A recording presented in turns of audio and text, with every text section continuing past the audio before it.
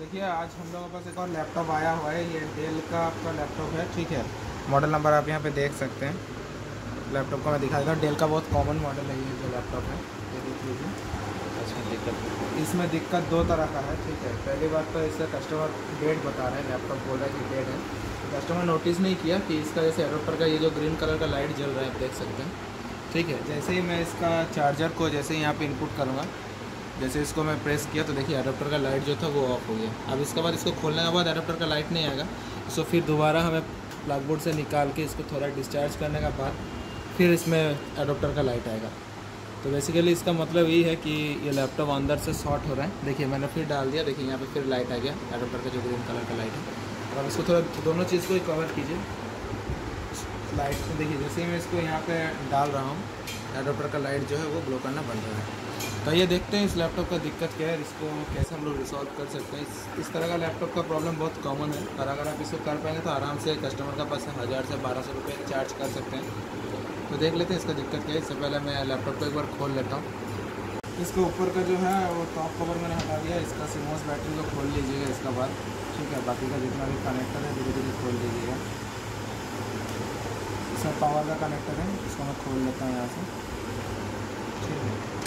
खोल लेने के बाद जो है इसका डिस्प्ले कनेक्टर का खोलना है। डिस्प्ले कनेक्टर इसका जो है ऐसे थोड़ा सा ऊपर करके खोलना पड़ता है। कई मॉडल में डायरेक्टली हम पीछे पुश करके खोलते हैं, लेकिन इसका जो है कीबोर्ड कनेक्टर जैसा ऑप्शन में रहता है। तो जैसे इसको ऐसे पकड़िए और इसको हल्का ऊपर कीजिए, इसके बाद इसको पीछे खींचिए तो कनेक्टर निकल जाएगा यहाँ से। तो इसके बाद जो है नट देख लीजिएगा, बोर्ड में स्क्रू कहाँ लगा हुआ है। जैसे यहाँ पे है इसका DVD राइटर का जो अलग से बोर्ड आता है उसका है, तो इसको मैं खोल लेता हूँ। इसको खोलने के बाद इसका भी एक और है, इसको साइड में पहले सामने की तरफ खींच के यहाँ से अलग करना पड़ेगा, नहीं तो बोर्ड बाहर नहीं निकलेगा। इसको खोलने के बाद ऐसे इसको बाहर कर देना पड़ता है। उसके बाद बोर्ड का जहाँ जहाँ वाइट एरो रहता है उस हिसाब से ही यहाँ पर स्क्रू लगाया जाता है। तो कई टेक्नीशियन लगाता है, कोई टेक्नीशियन इसको छोड़ देता है, तो आप थोड़ा देख लीजिएगा उस हिसाब से। स्पीकर का भी वायर मैंने हटा दिया यहाँ से। और बैटरी का कनेक्टर में बैटरी का भी इसका सबसे अच्छा है, बैटरी का भी एक सब बोर्ड आता है। तो इसमें क्या होता है कि बैटरी की अगर कोई भी दिक्कत होती है तो बोर्ड में असर नहीं पड़ता। तो सब बोर्ड को भी मेरे को खोलना पड़ेगा, अगर मैं सब बोर्ड नहीं खोलूँगा तो ये आगे नहीं खुलेगा। इसको खोलने के बाद जो ये कनेक्टर को भी हमें हटाना पड़ेगा, इसको भी सामने खींच के हटाया जाता है। हटाने के बाद जो है मैं बोर्ड को आराम से निकाल सकता हूँ बाहर।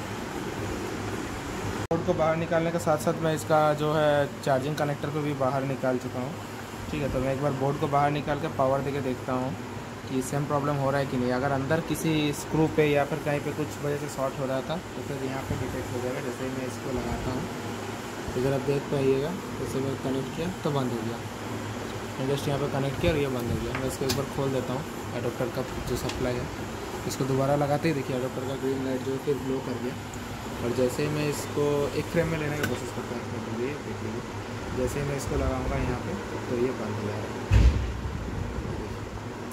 देखते हैं इसका बोर्ड का कहाँ पे शॉर्ट है, क्या दिक्कत है। और हमारा सब वीडियो पर बने रहिए ताकि आपको भी पता चले। इसको मैं क्विकली करने का जितना जल्दी हो सके मैंने बाहर निकाल लिया, और बोर्ड को मैं एक बार फिजिकली अच्छे से चेक किया तो मेरे को फिजिकल ऐसे डैमेज कुछ दिखा नहीं बोर्ड पे। तो हो सकता है कोई कैपेसिटर वगैरह या फिर कोई कंपोनेंट है जो शॉर्ट हो गया जिस वजह से हो रहा है। तो मैं बोर्ड को एक बार साफ़ कर लेता हूँ अच्छे से IP लिक्विड डाल के। तो कस्टमर का बोर्ड इससे पहले भी काम हुआ है, बहुत बार इसको रिपेयर किया गया, मेरे को देख के समझ आ रहा है। वो आपका हो सकता है तो हम लोगों का लोकल मार्केट में भी हो सकता है और आपका बाहर भी हो सकता है। तो मैं एक बार बोर्ड को अच्छे से साफ़ कर लेता हूँ ताकि कंपोनेंट में अगर कोई दिक्कत हो तो देखने में मुझे आसानी हो। मैं इधर का भी जगह को एक बार साफ़ कर लिया और बोर्ड का दूसरा साइड को भी मैं एक बार साफ़ कर लेता हूँ। तो इससे पहले बोर्ड का एक बार चार्जिंग IC रिप्लेस हो चुका है जो मुझे देख के समझ आ रहा है। तो उस हिसाब से मैं एक बार पूरा साफ़ कर लूँगा, क्योंकि आगे का जो काम हुआ था उसका भी थर्मल पेस्ट वगैरह सब लगा हुआ है। तो बोर्ड को एक बार साफ़ कर लेते हैं अच्छे से, फिर देखते हैं बोर्ड में क्या दिक्कत है। तो ऐसे बजर मोड पे रखा, कंटिन्यूटी मोड पे, और मैंने इसको स्टेप बाय स्टेप चेक करने की कोशिश करता हूँ। मेरे को जितना लग रहा है इसका कोई कैपेसिटर वगैरह शॉर्ट हो चुका है, जिस वजह से अगर जैसे ही मैं इसको प्लग इन कर रहा हूँ तो एडाप्टर शॉर्ट का कारण प्रोटेक्ट मोड पर चला जा रहा है। तो एक बार चेक कर लेता हूँ कि कहाँ पे दिक्कत है। देखिए ये आपका DC जैक हो गया, इसका आसपास जितना भी कैपेसिटर है मैं एक बार चेक करूँगा। इससे पहले बोर्ड के कहीं पे काम हुआ है तो यहाँ पे कैपेसिटर मिसिंग है जो होना चाहिए। तो मैं इसको एक बार चेक कर लेता हूँ। ग्राउंड साइड में बीपिंग आ रहा है, दूसरा साइड में रेटिंग आ रहा है जो कि एकदम नॉर्मल है। इसका साइड वाला जो कैपेसिटर है इसमें भी एक साइड में आ रहा है तो दूसरे साइड में भी आ रहा है जो बिल्कुल एक पे आके स्टैंड हो जा रहा है। इधर भी वैल्यू फ्लैक्चुएट लगातार कर रहा है, जो 4, 6, 8, 3 तक जा रहा है। ठीक है, तो मेरे को इसमें डाउट है। इधर भी मैं एक बार देख लेता हूँ कि ये कैपेसिटर कहीं पे कोई शॉर्टिंग दिखा रहा है कि नहीं। ठीक है, यहाँ पे भी कैपेसिटर लगा हुआ है जो आपका 2 तक आ रहा है, दूसरा साइड में भी अगर 0 दिखा रहा है, तो हो सकता है कि इस एरिया में भी कहीं पे शॉर्टिंग है। तो एक एक करके कैपेसिटर हमको बाहर निकाल के चेक करके लगाना पड़ेगा दोबारा।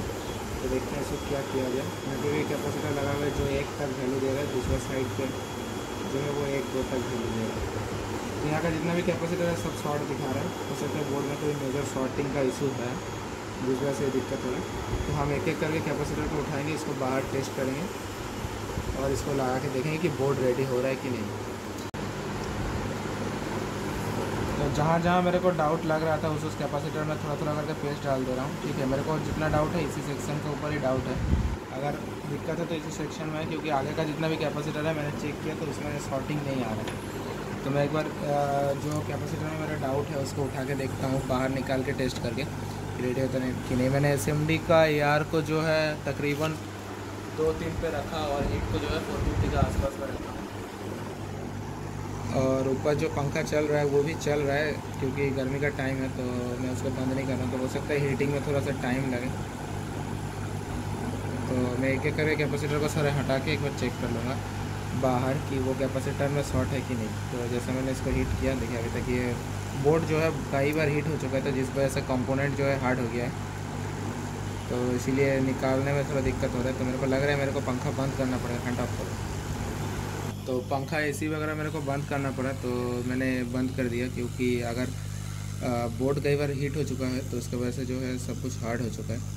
तो मैं इसको बंद करके इसको जो है एक एक करके कैपेसिटर निकालूंगा। देखिए मैंने एक कैपेसिटर को बाहर निकाल लिया और एक बार बोर्ड का हम शॉर्टिंग को चेक करेंगे। ऐसे कैपेसिटर को बाहर निकालने के बाद मैंने इसका एक प्रोब को दोबारा ग्राउंड किया और इसको यहाँ से यहाँ तक देखा तो फिर भी शॉर्टिंग आ रहा है। और मैं एक बार कैपेसिटर को बाहर चेक कर लूँगा कि इसमें शॉर्टिंग है कि नहीं। देखिए इसका कोई शॉर्टिंग नहीं है। मैं इसको अच्छे से बाहर चेक कर लेता हूँ। देखिए कोई वैल्यू नहीं दे रहा है, तो इसका मतलब ये कैपेसिटर में शॉर्टिंग नहीं है। तो मुझे दोबारा फिर वहाँ पर बैठाना होगा, दूसरा कैपेसिटर को चेक करना पड़ेगा। तो मैं इसको बैठा देता हूँ।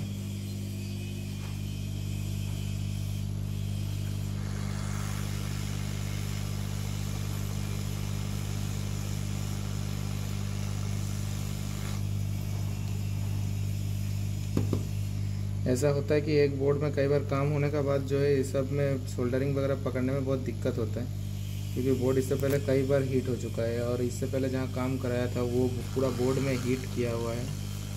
तो पता नहीं ये सब लोग ऐसे पूरा बोर्ड को हीट अप क्यों करता है। जब ये कंपोनेंट में दिक्कत होता है तो फिर पूरा बोर्ड को हीट करके ऑन कराने का कोशिश करता है। दरा हमने ये वाला जो कैपेसिटर था उसको बैठा दिया दोबारा, क्योंकि इसमें शॉर्टिंग है नहीं। तो यहाँ पे 2 और कैपेसिटर है, तो इसमें मेरे को लग रहा है कि यह देखिए यहाँ पे क्लोज कंपोनेंट बहुत ज़्यादा है, तो इस वजह से मेरे को AR को एकदम 0 में करना पड़ रहा है।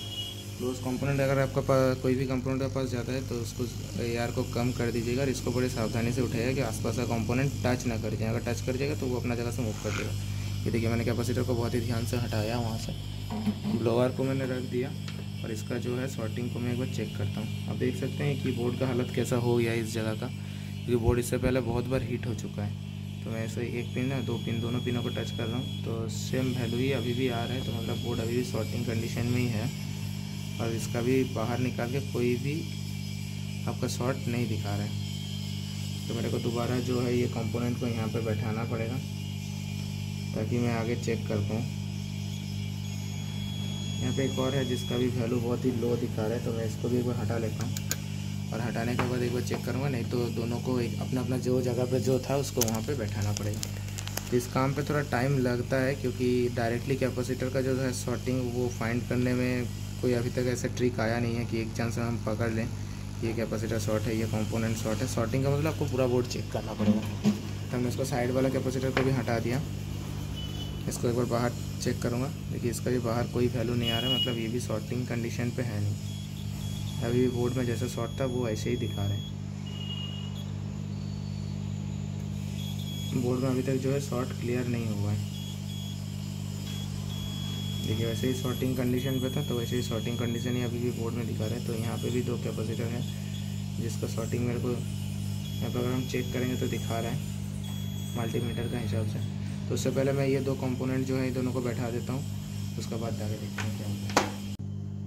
हमने जो ये दो उठाया था तो इसको ऐसे ही उसका अपने अपने जगह पे मैंने बैठा दिया, ठीक है। ये जो था इसमें अभी भी शॉर्टिंग आ रहा है और बोर्ड अभी भी शॉर्टिंग कंडीशन पे ही है, ठीक है। तो इसका बाद मेरे को डाउट हो रहा है ये दोनों में से कोई भी एक को, तो मैं इसका पहले ये वाला उठाता हूँ क्योंकि इसका भी दोनों साइड से बीप दे रहा है और वैल्यू बहुत ही लो दिखा रहा है। इसका भी सेम केस है, तो ये दोनों में से कोई भी एक को मैं उठा के देखूँगा। तो सबसे पहले मैं इधर वाला को उठाता हूँ, इधर वाला को उठा के दिखाता हूँ। मैं बोलूँगा कैमरा को थोड़ा जूम करके लेने के लिए। देखिए ये जो दो है इसमें एक में देखिए यहाँ पे दिखा रहे हैं, दूसरे में भी ऐसे ही दिखा रहे हैं। तो ये दोनों का जो है ये दोनों में से एक को उठा के देखते हैं कि इशू सॉल्व होता है कि नहीं। और मेरे को डाउट जिस कैपेसिटर पर लग रहा है मैं उसको बाहर उठा के चेक करूँगा और फिर दोबारा बैठाऊँगा। तो इसका जो इधर वाला है मैं इसको सेम टेम्परेचर और सेम एयर पे रख के धीरे करके उठा लेता हूँ एक बार। देखिए मैं इधर वाले कैपेसिटर को हटाया, इसको बाहर लेके आके रखा और मैं बोर्ड को एक बार चेक करता हूँ कि बोर्ड में से शॉर्टिंग गया है कि नहीं। इधर वाला टर्मिनल पे देखिए शॉर्टिंग इस बोर्ड में से चला गया है, आप देख सकते हैं। यहाँ पे जैसे मैं लगा रहा हूँ कोई वैल्यू नहीं आ रहा है, इधर पे जो है ग्राउंड है डायरेक्टली। तो मेरे को लग रहा है कि कैपेसिटर जो मैंने वहाँ से उठाया इसमें शॉर्ट हो सकता है। तो मैं एक बार इस कैपेसिटर को चेक कर लेता हूँ यहाँ रख के ऐसे। देखिए कैपेसिटर शॉर्ट है, दोनों टर्मिनल को जैसे मैं टच कर रहा हूँ वैल्यू उधर देखिए तो 2 3 1 के आसपास आ रहे हैं। इसका मतलब ये जो कैपेसिटर है ये फुल्ली शॉर्ट हो चुका है, जिस वजह से बोर्ड का ये दिक्कत हो रहा था। तो इसका कोई पर्टिकुलर रीज़न नहीं होता कि कुछ रीज़न का हिसाब से कैपेसिटर शॉर्ट होता है। कई बार कस्टमर का जो घर का वायरिंग होता है उसमें बोर्ड में भी दिक्कत होता है, जिससे एडोप्टर में ठीक तरह से सप्लाई नहीं जाता, तो जिस वजह से दिक्कत हो सकता है। तो मैंने एडोप्टर को फिर दोबारा ऐसे खोल के एक बार लगा दिया ताकि इसका जो लाइट है वो आ जाए। तो देख सकते हैं लाइट आ गया है। और मैं इसको अब एक बार पावर देके देखता हूँ टेस्टिंग के लिए। देखिए मैंने इसको डाला तो लाइट ऑफ नहीं हुआ इस बार। देखिए फ़ैन घूमना स्टार्ट हो गया, इसका मतलब बोर्ड चालू हो रहा है। तो ऐसे ही आप आराम से इस तरह का इशू को सॉल्व कर सकते हैं। आप चाहे तो यहाँ पे सेम वैल्यू का कैपेसिटर बैठा सकते हैं जो आपको स्कीमेटिक डायग्राम में मिल जाएगा। और अगर आपको नहीं बैठाना तब भी कोई दिक्कत नहीं, क्योंकि दो है वो पैरेलली रहता है। तो एक अगर नहीं होता तो दूसरे में जो है वोल्टेज का रेगुलेशन वगैरह, वोल्टेज का स्टेबिलिटी वगैरह जो दूसरा कैपेसिटर है वो देख लेता है, तो इसका दिक्कत नहीं होता। आप चाहे तो बैठा सकते हैं, नहीं भी बैठा सकते अगर आपका पास अवेलेबल ना हो। लेकिन हाँ ये वन टाइम ही होगा, इसका बाद वाला अगर कभी भी शॉर्ट हो जाता है, ये इधर का जो साइड का है, इधर का जो साइड वाला ये अगर कभी भी शॉर्ट हो जाता है तो आपको बैठाना ही पड़ेगा, ऐसा कंडीशन इसका बाद आ जाता है। तो आशा करता हूँ आपको कुछ सीखने को मिला होगा मेरा इस वीडियो से। और आप डेल का जो मदरबोर्ड है देख लें, इस तरह का मदरबोर्ड का आप बड़ी आसानी से सॉल्व कर सकते हैं। मैं मदरबोर्ड का भी एक बार पार्ट नंबर आपको दिखा देता हूँ। 13261 मदरबोर्ड है इसका, रिवीजन है A00 का, ठीक है। तो आप इसको इस तरह से आराम से सॉल्व कर सकते हैं। मेरा शॉप का नाम है अल्टीमेट टेक्निकल सॉल्यूशन। ये 12 ब्रांड का ऑथराइज सर्विस सेंटर है। टोटल हम लोगों के पास 12 ब्रांड का सर्विस सेंटर है जो वेस्ट बंगाल का दुर्गापुर में है। अगर आपको लगता है कि कोई भी मदरबोर्ड में दिक्कत हो रहा है, लैपटॉप या डेस्कटॉप, तो आप हमें कांटेक्ट कर सकते हैं। मेरा कांटेक्ट नंबर स्क्रीन पे भी दिया रहेगा, मैं एक बार बता देता हूँ 8250544403।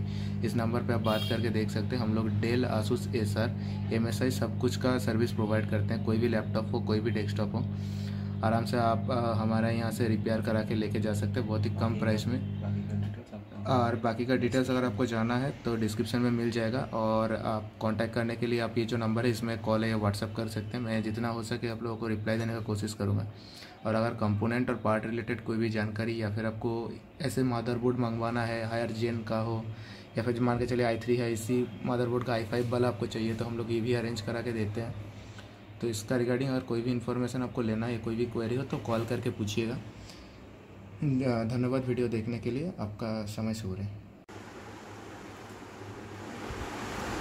तो इसके बाद मैंने पूरा लैपटॉप को जो है असेंबल कर लिया, या तो कुछ लगाया नहीं है, लैपटॉप में भी पावर दिया हुआ तो इसको चेक करना कि इसमें डिस्प्ले बन रहा है कि नहीं। तो डिस्प्ले यहाँ भी लगा देता हूँ। तो ये मीडिया 3 का रैम है, तो मैं एक बार इसका रैम को भी लगा के चेक कर देता हूँ कि डिस्प्ले हो रहा है कि नहीं। हम इसका रैम को जैसे नॉर्मली एडोप्टर लगा था, एडोप्टर का लाइट अभी बंद है, इसको पावर रखिए, इसका डिस्प्ले बंद है कि नहीं बंद है। तो मैंने पावर को दबाया तो जो मैं फाइव जो है वो लो कर रहा हूँ। देखिए बोर्ड पर डिस्प्ले आ चुका है। इसका हार्ड डिस्क वगैरह लगा नहीं है तो इस वजह से ये सब दिखा रहे हैं। तो आप चाहे तो आराम से इस तरह से लैपटॉप को सॉल्व कर सकते हैं। ठीक है, थैंक यू।